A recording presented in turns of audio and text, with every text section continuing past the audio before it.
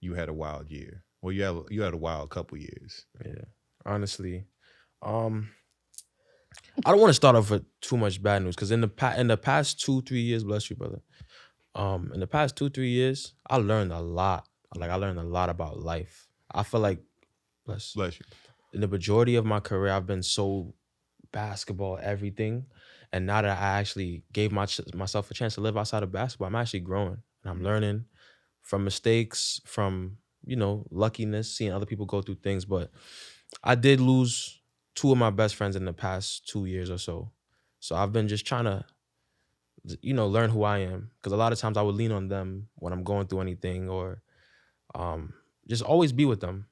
And I lost them and it was tough for me. Just doing music now is something that's a transition for me. And I don't want to sound like I'm rambling because I try to Nah, bro, talk. We uh here. block myself from these thoughts and these feelings. Mm. So now it's just coming back a little bit and it's tough. Especially seeing my boy's mom. He didn't really give anything yet in terms of having his own legacy or really accomplish the things he wanted to accomplish. And seeing him go was very tough. One of my closest friends. And then my other bro, Romario, that passed away. I'm gonna name them. Erd and Romario, two closest friends, lost both of them, and it changed me a lot. I'm trying to get back outside and trying to do more things, but it kind of puts you in a bubble where you don't really want to be around people. You don't really want to, show people how you really feel. But I guess I'm loosening up now, trying to get back to doing things like even this being here today is something different for me. But yeah, I would say we can talk if you now want we to. can, we definitely can. My experiences for Mario in particular, like I said, at that time when we was in high school, he was one of them dudes is like basketball heavy. Um, Myself and Romario, we were in no by any means close, but if you're around the same people, you talk, you interact and whatnot. Um, he was one of the people at the park I hated playing against, We and all you did. know why? Because he's just 10 every play, 100%. Especially with him. And when he seen me, because me is a target, I'm tall as hell, and he loved to dunk. So I was the one. Yeah, when I play against Leon, I'm gonna dunk on him every time, bro. And it it made me better because it was like Yeah, so whenever he was on the so court, I was just like, I always had to keep in mind, like, all right, cool. If I don't go for this rebound 100%, he might catch me or like He waiting for you. he's waiting, bro. Poster. He's one of the people that initially when you first meet him, he's everything and he's himself right away. So when I first met him, I didn't like him either. My boy Sandrew actually introduced me to him. And he was like, yo, it's this dude in the park. He always getting me tight, always grabbing people's head and and talking mad shit. Like, you gotta meet him. We about to jump this dude. We about to jump this dude. So we go to the park. I'm like, him, I seen him before. We playing. And he like, yo, you nice, bro. Like, I like your game, bro. You nice, bro. Him, he lazy. That's why I be bothering him all the time. But ever since then, we just got super, super cool. We ended up going to school near each other. I put him onto one of my schools. He went there, did well. Kind of got into it a little bit with the coach, but he passed away because of something that doesn't really happen normal. Like it was like myeloid leukemia came out of nowhere. God rest his soul, but came out of nowhere. And I'll be honest, I was supposed to visit him in the hospital when he was going through all of these things.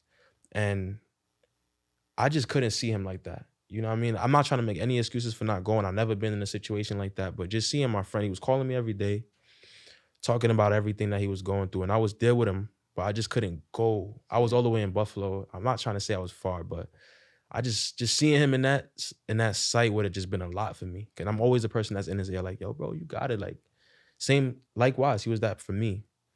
But if I could go back and to do it again, if anybody else ever goes through something like that, I would just suggest just go visit them, like go through what you go through. You got to see it though, because then you're always gonna have that thought: what if I did this? What if I did that?